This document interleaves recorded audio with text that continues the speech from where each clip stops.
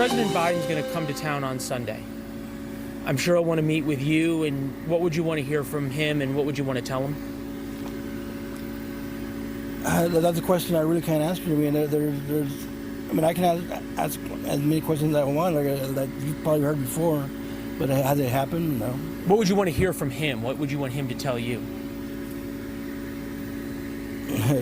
Honestly, nothing, because I've heard it before from that they're going to do their best to do whatever they can in their power, and it's still happening. I would love to hear, can you bring my baby back? No, can't. Presidential advance, White House advance is already on the ground trying to figure out exactly what the president's schedule will look like, and everything from where he goes, who he meets with, what the press is allowed to see will be highly choreographed, and all goes to a singular political point oftentimes. The Senate promises a vote soon to put Republicans on the burner when it comes to gun control issues, and this will be the beginning of that argument. Exactly how much political pressure is on Republicans depends a lot on how much persuasion President Biden can get out of this visit here. Brad Blakeman planned a lot of these visits. He's former Deputy Chief of Staff to President George W. Bush, and joining us now.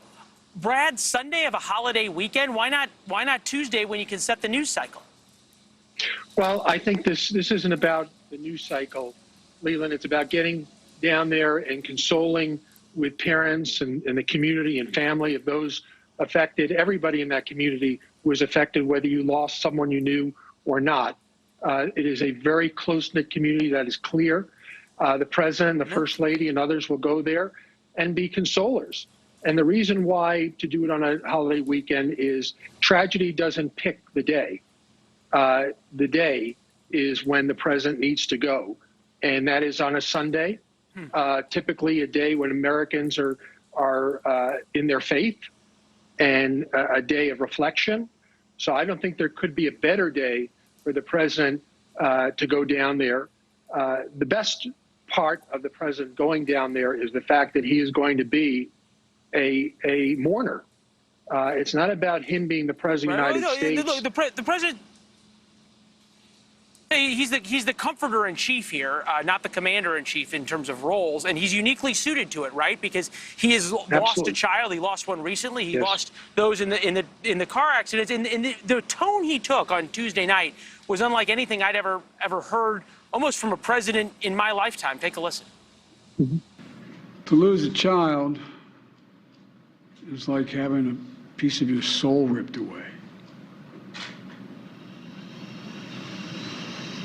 There's a hollowness in your chest. You feel like you're being sucked into it and never going to be able to get out. Suffocating. And it's never quite the same. You can't make those words up. You have to have experienced it in order to be able to say it, and to say it with that kind of emotion. If you were planning this trip, how do you, for lack of a better term, leverage those unique skills and the unique experience that this president has had to best help the families, number one, but number two, he's got to be seen by the American people doing this? Mm-hmm. Keep the cameras at a distance. Let the president go in and be amongst the families. The president, as you pointed out, and in the clip we saw, the president was speaking from the heart. You know, you don't know what it's like to lose a child to violence, whether it's a car accident or a massacre, until you've actually experienced that. And he has, and he'll have the ability to talk to parents and family and others in the community from the point of experience. People are going to be very angry, and the president has to be prepared for that. Yeah. In a tragedy comes grief and comes anger as to why this happened, what could have been prevented, what will the president do to ensure this never happens again. So I think keeping the cameras at a distance, letting the president be the president and a human.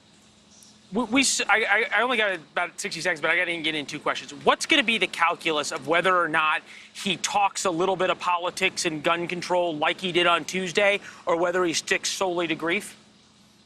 This is not the place for politics. This is the place for for consoling with parents and being with them at their time of tragedy. This is no time for politics, and the president should not speak to politics. All right. And this is what I'm really fascinated about how they're going to traverse, because always in these situations, you meet with the victims, you do something in the city, you go lay a wreath, you go visit the memorials. There's this very public cameras at a distance, but the cameras see the president. Then he meets with law enforcement. He either gets a briefing or he thanks them for their help. He meets with a couple of them. How do you do that? The police chief of the school district right now is MIA and was just blamed for making some horrific decisions under fire and blamed for a number of these deaths. You've got the Texas Rangers who are investigating, but still a lot of questions there. And you've got the Border Patrol guys who are the real heroes here. But for obvious reasons, the president has not exactly been all that positive about the Border Patrol. Well, I would keep it just to the families, the victims, the community. That's what needs to be healed right now, and those are folks that need consolation. Yeah. Well, as we talked about, he is uniquely suited for this job. Brad Blakeman has planned so many of these visits. Brad, thank you very much. We'll check in next week on this. We appreciate it. Thank you. Thank you. Thanks for watching. Click the red subscribe button below so you can get more of NewsNation's fact-driven, unbiased coverage.